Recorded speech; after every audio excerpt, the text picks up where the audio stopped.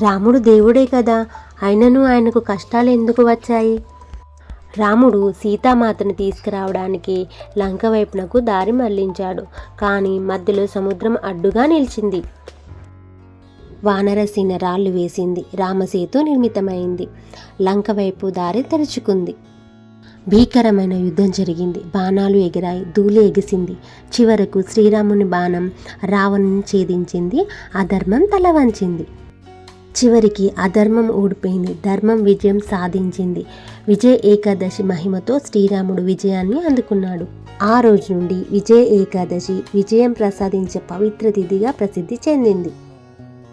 అలా శ్రీరాముడు ఆచరించిన విజయ ఏకాదశి వ్రతం ఆయనకు విజయాన్ని ప్రసాదించింది. మన జీవితంలో కూడా అడ్డంకులు వచ్చినప్పుడు ధర్మాన్ని ఎంచుకుంటే, భక్తితో ప్రార్థిస్తే విజయం తప్పక మనదే అవుతుంది. విజయ ఏకాదశి మహిమ మన జీవితాల్లో కూడా వెలుగులు నింపాలని కోరుకుంటూ శ్రీరామ జయం.